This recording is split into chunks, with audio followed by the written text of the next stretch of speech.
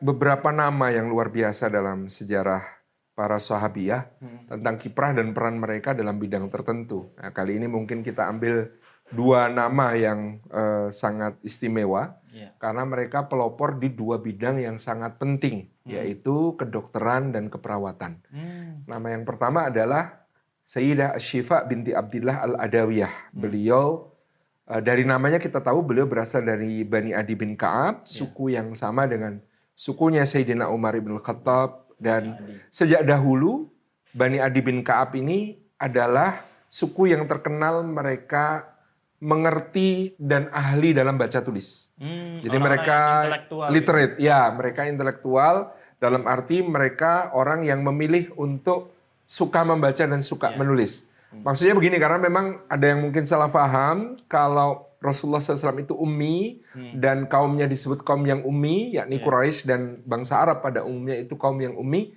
Itu pilihan ya, bukan karena mereka belum sampai kepada mereka gitu ya. Bukan karena mereka nggak bisa membaca dan menulis karena bodoh, itu bukan. Tapi justru mereka memilih untuk tidak membaca dan menulis karena merasa membaca dan menulis bagi kaum penyair itu adalah kecerdasan kelas 2. Jadi kalau kita bicara tentang dunia sastra dan syair, kalau ada penyair, lihat pemandangan atau fenomena atau kejadian, lalu dari lisannya langsung teruntai kalimat-kalimat syair yang tak putus-putus, yang indah, itu kan disebut penyair jenius. Tapi kalau ada penyair, lihat pemandangan indah atau kejadian atau fenomena tertentu, lalu wah ini bagus, ini mau saya bikin syair dulu. Disusun, cari kertas, cari pena, terus nyusun, diralat berulang kali gitu ya. Itu dianggap kecerdasan kelas 2. Tetapi Bani Adi bin Ka'ab ini tidak gentar dengan tuduhan semacam itu. Mereka justru sangat senang untuk belajar membaca dan menulis. Sehingga dari masa jahiliyah, dalam pembagian kekuasaan di kalangan Quraisy, Bani Adi bin Ka'ab itu dulu mendapatkan tugas yang sangat spesifik. Salah satunya adalah sifarah. Untuk menjadi duta-duta, untuk menjadi utusan-utusan. Karena mereka dengan belajar baca tulis, maka mereka juga banyak yang menguasai bahasa asing. Mereka juga banyak bisa berkomunikasi dengan berbagai bangsa. Itu kenapa dulu waktu Bai'atur Ridwan, kita kenal di sebelum perjanjian Hudaybiyah, Rasulullah itu hendak mengutus Sayyidina Umar untuk menjadi duta untuk kepada Quraisy. Karena memang ini tradisinya Bani Adi bin Ka'ab itu adalah posisinya utusan, posisinya para sifarah. Nah, tapi Umar mengatakan, engkau tahu sendiri ya Rasulullah seperti apa kebencianku terhadap Quraisy dan seperti apa kebencian Quraisy terhadapku. Maka dari itu jangan utus aku, karena nanti justru akan terjadi pertumpahan darah. Lebih baik engkau utus orang yang disayangi Quraisy, yaitu Utsman bin Affan. Jadi waktu itu kenapa akhirnya yang diutus adalah Utsman bin Affan, itu usulnya Umar, karena kan dulu sampai ada syair itu kalimatnya salah satunya yang terkenal adalah dan aku menyayangimu seperti Quraisy menyayangi Utsman. Jadi Utsman itu orang yang sangat disayangi oleh semua orang Quraisy ya. Makanya Utsman yang diusulkan Umar, Utsman aja deh. Kalau saya nanti malah kelahi dari kalau mau kirim utusan lebih baik Utsman. Karena karakternya juga. Karakternya betul. Nah ini Asy-Syifa binti Abdillah ini masih terhitung salah satu sepupu Sayyidina Umar bin Khattab dan dia ini memang karena tadi berasal dari kabilah Adi bin Ka'ab yang sangat peduli tentang baca tulis, maka dia menjadi disebut oleh para ahli tarikh sebagai muallimah pertama dalam Islam, sebagai seorang guru pertama dalam Islam khususnya untuk mengajar baca tulis. Jadi dia mengajar baca tulis ini kepada para sahabiyah waktu itu di Madinah. Ya, dan memang Rasulullah SAW sangat perhatian tinggi pada keterampilan baca tulis dari para sahabatnya. Meskipun beliau sendiri oleh Allah ditakdirkan menjadi seorang yang ummi, tidak membaca dan tidak menulis, itu bagian dari mukjizat Al-Quran yang diturunkan kepada beliau. Tapi untuk para sahabat, beliau sangat mempedulikan kemampuan mereka membaca dan menulis. Sehingga kita ingat dalam sejarah kalau tawanan perang Badar itu, selain ditebus dengan harta, salah satu cara mereka bisa menebus dirinya agar dilepaskan, yaitu mereka tawanan dari kalangan Quraisy yang kira-kira ada 70 orang waktu itu ditahan di Madinah.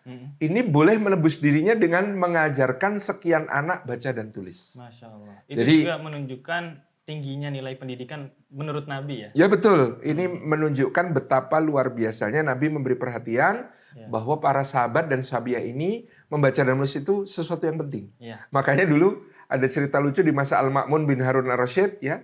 Al-Ma'mun itu khalifah ya karena dia kemudian bertemu dengan seorang cendekiawan, dianggap cendekiawan, tapi cendekiawan ini baca tulis. Tidak baca tulis, dia tidak buta huruf dia. Kemudian, kenapa kamu tidak membaca dan menulis? Kenapa kamu buta huruf? Kan buta huruf adalah kemuliaan sebagaimana kemuliaan Nabi kita. Maka kata Al-Ma'mun, itu kemuliaan Nabi dan mukjizat dari Allah, tetapi bagi kita adalah kehinaan kalau kita tidak bisa membaca dan tidak bisa menulis. Jadi itu yang harus difahami dalam konteks berbeda antara kita dengan Nabi Shallallahu Alaihi Wasallam tadi. Nah, Asy-Syifa ini salah satu murid utamanya waktu itu adalah Sayyidah Hafsah binti Umar, yaitu yang nantinya menjadi Ummul Mukminin. Jadi Hafsah ini belajar baca tulis juga dengan sangat tekun kepada Asy-Syifa yang masih terhitung bibinya sendiri, dan kemudian Hafsah menguasai berbagai macam ilmu ya, termasuk Asy-Syifa dan Hafsah. Masya Allah ya, sesuai dengan namanya Asy-Syifa, dia memang punya ketertarikan tentang ilmu pengobatan. Maka ketika Muqawqis, gubernur Mesir yang Rasulullah SAW kirimkan surat dakwah kepadanya, sebagaimana dikirim kepada Najasyi, sebagaimana dikirim kepada Kisra dari Persia, sebagaimana dikirim kepada Kaisar Heraklius dari Romawi. Itu kan Muqawqis itu termasuk yang meskipun tidak langsung beriman menyambut dakwah Rasulullah, tetapi menyambut baik apa yang disampaikan Rasulullah, dan bahkan dia mengirimkan beberapa hadiah untuk Rasulullah SAW. Termasuk yang dikirimkan untuk Rasulullah SAW adalah 2 orang sahaya perempuan. Salah satunya adalah Sayyidah Maryah Al-Qibtiyah yang nanti menjadi salah satu Ummul Mukminin, dinikahi oleh Nabi Sallallahu Alaihi Wasallam dan berputra Sayyidina Ibrahim bin Muhammad Sallallahu Alaihi Wasallam. Kemudian selain 2 budak, Rasulullah juga dikirimi 2 orang tabib. Artinya tabib yang dikirim dari Mesir ini adalah tabib ilmu kedokteran ala barat. Berbasis Yunani. Ya, karena Kekaisaran Romawi Timur saat itu berbahasa Yunani dan mengembangkan ilmu-ilmu dari Yunani kuno. Dan ini adalah ilmu kedokteran yang didasarkan pada yang dipelopori oleh Hippocrates, bapak ilmu kedokteran. Meskipun masih ilmu kedokteran Yunani pada saat itu sederhana, juga berdasarkan beberapa spekulasi gitu ya, membagi cairan tubuh itu ada yang hitam, ada yang hijau, ada yang merah gitu ya. Iya, ada yang kuning. Kemudian itu juga menunjukkan kalau yang ini terganggu akan timbul penyakit ini dan sebagainya.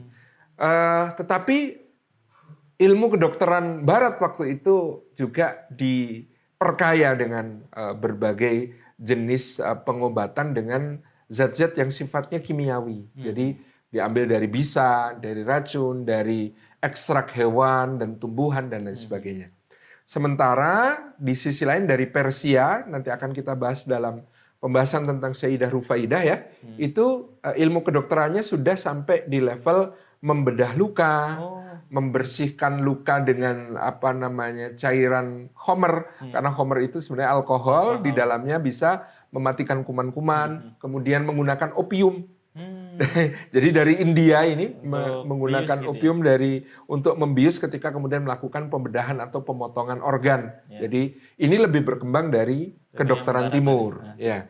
Nah, kedua dokternya Muqawqis ini ketika datang ke Madinah, maka mereka berpraktek di Madinah dan kemudian mendapati selama 6 bulan masa mereka di Madinah, ternyata umatnya Nabi Shallallahu Alaihi Wasallam itu sangat sehat. Jadi mereka mengatakan ilmu kami tidak terpakai di sini karena umat engkau ya Rasulullah adalah umat yang sehat. Mereka makan dengan disiplin, mereka menjaga kebersihan, mereka sangat peduli tentang sampah dan kotoran, mereka sangat pandai mencegah penyebaran penyakit dan lain sebagainya. Yang ini membuat kami di sini tidak bermanfaat. Sehingga mereka minta izin untuk pulang ke Mesir, di mana kata mereka di Mesir jauh lebih banyak penyakit. Di Mesir jauh lebih banyak masalah kesehatan. Di Mesir jauh lebih banyak hal yang harus kami tangani. Untuk kita ketahui Mesir saat itu ibu kotanya di Alexandria. Di Iskandariah ya, bukan di Kairo. Zaman dulu belum Mesir yang Arab kayak sekarang ya? Ya betul, Mesirnya Mesir Yunani. Jadi Mesirnya campuran Romawi Yunani, di mana kemudian dia adalah bawahan dari Kekaisaran Romawi Timur pada saat itu. Sehingga ini dia di Iskandariah, ibu kotanya di Alexandria. Dan menurut mereka wah Mesir itu jauh lebih kotor dan banyak penyakit yang timbul, daerahnya perairan dan wabah penyakit gampang menjangkit, kami lebih bermanfaat di sana kata mereka. Maka Nabi SAW ketika mereka akan pulang, mereka diminta oleh Rasulullah SAW, sebelum kalian pulang, karena harus meninggalkan kebaikan di sini, yaitu dengan mengajarkan ilmu kalian. Maka pada waktu itu, dua di antara sahabiah yang sangat-sangat intensif belajar kepada dua dokter dari Mesir ini adalah Sayyidah Ashifa binti Abdillah dan Hafsah binti Umar. Jadi kedua beliau ini yang kemudian menyerap ilmu-ilmu kedokteran ala kedokteran barat ya pada masa itu yang berasal dari dua dokter yang dikirim oleh Muqawqis dari Mesir ini. Jadi ini menunjukkan kepada kita Rasulullah SAW sama sekali tidak anti terhadap ilmu pengetahuan kedokteran yang berasal dari negeri-negeri barat pada waktu itu.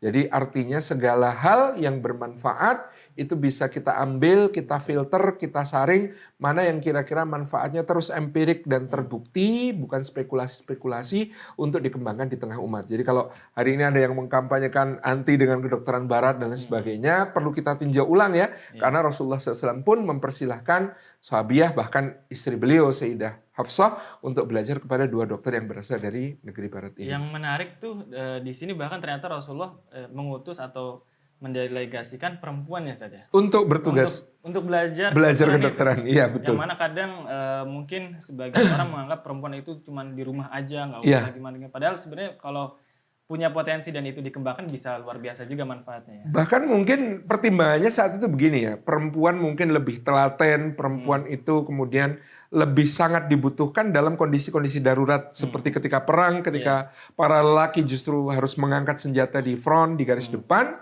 Sesungguhnya peran para perempuan ini menjadi sangat signifikan ketika menjaga garis belakang, menjaga yang terluka, menjaga orang-orang yang kemudian membutuhkan perawatan dan sebagainya. Dan dengan demikian kedua pelopor ini Sayyidah Ashifa dan juga Sayyidah Hafsah menjadi sangat penting untuk juga mengajari para muslimah lainnya. Dan nanti kita akan kenal ya banyak sekali di antara para sahabiah yang sangat intens di dalam menjadi para perawat, termasuk nanti yang akan kita bahas adalah Sayyidah Rufaidah. Dan menarik sekali Sayyidah Ashifa ini karena tadi berlatar belakang Bani Adi bin Ka'ab yang sangat cinta belajar, cinta ilmu, seorang yang melek literasi sangat kuat, maka bahkan Sayyidina Umar bin Khattab ketika menjadi khalifah tidak ragu-ragu mengangkat Sayyidah Ashifa binti Abdillah yang tadi kita tahu sebenarnya ini berarti dokter gitu ya. Tetapi beliau kemudian menjadi kepala jawatan pasar. Ya, kalau sekarang mungkin Menteri Perdagangan Menteri Perdagangan yang mengawasi pasar-pasar yang ada di wilayah kekhalifahan. Padahal kalau kita ingat zaman Sayyidina Umar bin Khattab, wilayah kekhalifahan itu membentang dari Tunisia di barat sampai ke Afghanistan dan Pakistan di timur. Itu wilayah yang sangat luas yang dikonversi sekitar 24 sampai 28 negara di masa modern sekarang. Sehingga kita bisa melihat ini jabatan yang sangat tinggi diemban oleh Ashifa. Dan ini adalah bidang yang mungkin tidak berkaitan dengan profesi awalnya sebagai seorang dokter. Jadi seorang dokter, kata Umar, kamu seorang yang berwawasan luas, kamu orang yang bagus dalam belajar hal-hal baru, maka aku tidak ragu mengangkatmu untuk amanah ini, yaitu mengawasi pasar-pasar, agar di dalam pasar itu jangan sampai terjadi riba, agar di dalam pasar itu jangan sampai terjadi gharar, transaksi-transaksi yang tidak jelas, agar di dalam pasar itu tidak terjadi kedoliman, agar di dalam pasar itu tidak terjadi pengurangan takaran dan timbangan, agar dalam pasar itu semuanya menuruti kaidah-kaidah syariah gitu ya. Ini menjadi bidang yang baru bagi seorang Ashifa, tapi ternyata dia berhasil melaksanakannya dengan sangat baik ya. Mencegah orang mencampur susu dengan air ya, mencampur daging A dengan daging B ya, mencegah terjadi transaksi langsung mempertukarkan, membarter kurma dengan kualitas berbeda yang itu akan termasuk riba dan lain sebagainya. Padahal itu dulu sangat lazim di kalangan orang Arab. Nah ini menjadikan Ashifa ini kita bisa melihatnya sebagai sosok perempuan yang sangat terbuka dalam belajar, yang sangat melek literasi, yang sangat kemudian haus akan pengetahuan dan pembelajar cepat dan siap diberikan amanah-amanah besar gitu ya. Nah kaitannya dengan itu juga kita menemukan dalam ilmu keperawatan ada pelopor yang namanya Sayyidah Rufaidah Al-Aslamiyah. Rufaidah binti Sa'ad Al-Aslamiyah. seorang yang kemudian dijuluki sebagai perawat pertama dalam sejarah Islam. Tadi dokter ini perawat. Ya. Dan latar belakang Rufaidah menarik karena ayahnya yang bernama Sa'ad ini juga adalah seorang yang berprofesi sebagai tabib. Dalam masa jahiliyah, bahkan sejak dalam masa jahiliyah, dan dia menguasai ilmu kedokteran timur tadi yang kita kenali sebagai yang dari Persia itu tadi. Ahli-ahli ya dari Persia, dan dia adalah murid dari Al-Haris bin Qaladah. Al-Haris bin Qaladah adalah seorang tabib Arab jahiliyah, yang Al-Haris bin Qaladah ini dulu bahkan sempat di-hire oleh Kisra Anushirwan, Kisra Persia, untuk menjadi dokter di negara Persia. Dan ilmu-ilmu kedokteran timur itu salah satu ciri khasnya juga adalah tentang penggunaan alat-alat bedah, alat-alat dari logam, terapi dengan logam, termasuk diantaranya adalah kai. Kai itu ketika seseorang terkena racun atau terkena luka, untuk menghentikan pendarahan atau untuk mengeluarkan racun-racun yang ada dalam peredaran darah, atau mematikan sel-sel yang kemudian dibutuhkan untuk mencegah dampak yang lebih jauh, itu dengan kai. Jadi Rasulullah SAW termasuk yang kemudian pernah menyampaikan, aku dulu pernah membuat kalian berobat dengan kai, sekarang aku melarangnya. Ya karena mungkin memiliki dampak negatif yang juga dirasa ada, meskipun ada dampak positif. Contohnya kalau dampak positif kai itu, kalau terjadi luka, karena akan dikhawatirkan infeksi, menyebar, maka kemudian ketika dilakukan kai, di situ darahnya terhenti, ya, kemudian juga lukanya mengering. Ini untuk mencegah lebih lanjut. Kemudian juga untuk menghentikan pendarahan, kalau misalnya kena di luka di pembuluh nadi, dan itu nanti juga dipraktikkan oleh Rufaidah atas perintah Nabi SAW kepada Sayyidina Sa'ad bin Mu'ad Al-Ausi, ya, pemimpin suku Aus yang terluka dalam perang Khandaq. Itu tuh pakai besi panas gitu. Besi panas masukkan ke dalam luka. Saya pernah mengetahui praktek kai di Indonesia itu karena ada orang terkena sengatan ikan pari, ekor ikan pari, dan kemudian dia kesakitan yang luar biasa. Ternyata terapinya itu dengan kai, itu pilihan terakhir ya memang. Rasulullah pun menjadikan kai sebagai pilihan terakhir kalau nggak ada alternatif lain. Nah, itu ditusuk dengan besi panas itu sehingga racunnya tidak menyebar, dan kemudian pembuluh darahnya tertutup, tidak terbuka lukanya, dan kemudian ini bisa menghentikan tadi terutama penyebaran racun. Tentu saja itu ada ilmunya yang nggak sembarangan orang nusuk-nusuk pakai besi. Nah, ini Al-Kai ini salah satu terapi yang oleh Rasulullah pernah digunakan, tetapi beliau kemudian tidak lagi menganjurkan. Salah satu terapi lama yang kemudian tetap dianjurkan untuk dipakai adalah bekam atau hijamah. Adapun kai ini termasuk terapi yang kemudian oleh Rasulullah tidak lagi dianjurkan, meskipun pernah dipakai tadi untuk salah satu menangani lukanya Sa'ad bin Mu'ad, karena ketika luka Sa'ad bin Mu'ad itu dia terkena panah di bagian lengan siku sini, itu darahnya memancar. Jadi bukan netes, bukan mengalir, tapi memancar, sehingga dikhawatirkan akan kehabisan darah, sehingga ditutup luka itu dengan kai ini. Jadi diputus memang pembuluh darahnya dan dikeringkan dengan besi panas tadi. Nah, ini adalah praktek-praktek ilmu kedokteran timur yang kemudian sangat dikuasai oleh ayahanda dari Rufaidah al-Aslamiyah, beliau dari suku Aslam ini, dan diwarisi dari Al-Haris bin Qaladah, seorang dokter ahli yang sangat terkenal pada masa itu dan pernah dipekerjakan oleh Kisra Anushirwan. Rufaidah ini kemudian dianggap sebagai pelopor ilmu keperawatan modern juga, karena beliau memiliki beberapa terobosan dibandingkan apa yang dilakukan ayahnya. Yang pertama, dia menyulap tempat dulu ayahnya praktek ketika ayahnya sudah meninggal menjadi klinik.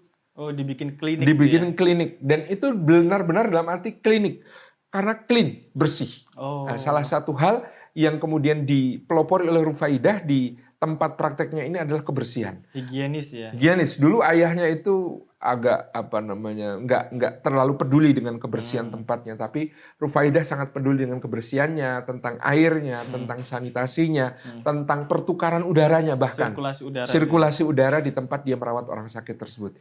Yang kedua, dulu ayahnya masih mencampurkan antara ilmu kedokteran timur ini dengan jampi-jampi ala Arab, mantra-mantra dan ritual-ritual tertentu yang diyakini bisa membantu proses penyembuhan. Di mana berbagai ya ruqyah dan tamimah ya, bahasa umumnya itu ruqyah itu kan artinya jampi-jampi mantra. Kemudian tamimah yang berupa jimat-jimat dan lain sebagainya. Itu oleh Rufaidah kemudian disingkirkan karena ini tidak sesuai dengan apa yang diajarkan oleh Nabi Shallallahu Alaihi Wasallam kaitannya dengan akidah seorang mukmin, sehingga ini dia singkirkan, dia menggantinya dengan bacaan-bacaan wirid-wirid Quran, ya ruqyah syar'iyyah, ya dia ambil bacaan-bacaan dari Al-Quranul Karim untuk kemudian membantu proses penyembuhan seperti yang kemudian kita kenal sebagai ruqyah syar'iyyah modern. Jadi kalau salah satu pelopor ruqyah syar'iyyah dalam mengganti ya ruqyah dan tamimah dari ayahanda jahiliyahnya itu menjadi ruqyah dan tamimah yang tidak lagi ada tamimah ya, tapi ada ruqyah yang syar'iyah, itu adalah dilakukan oleh Rufaidah Al-Aslamiyah. Berikutnya inovasi beliau adalah rumah sakit darurat yang beliau bangun dalam bentuk tenda yang bisa dipindah-pindahkan di medan perang. Ini kayak UGD gitu ya? Ya, UGD. jadi kalau di medan perang itu kan kadang-kadang pasukan harus maju atau mundur.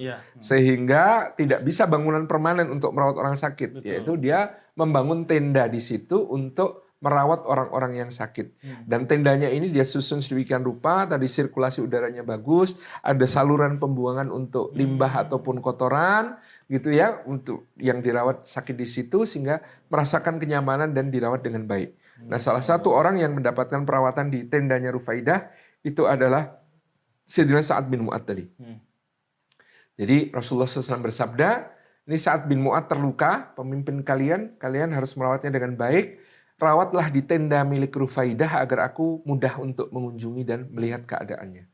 Maka Rufaidah menyiapkan tendanya untuk menjadi tempat perawatan Sa'ad bin Mu'adz, di mana karena luka Sa'ad bin Mu'adz itu terus tetap mengalirkan darah, Rufaidah itu sampai menggali sebuah saluran untuk tempat mengalirnya darah beliau itu ke tempat pembuangan yang tertutup sehingga tidak menimbulkan wabah penyakit, tidak menimbulkan tempat-tempat berkembang biaknya berbagai bibit penyakit.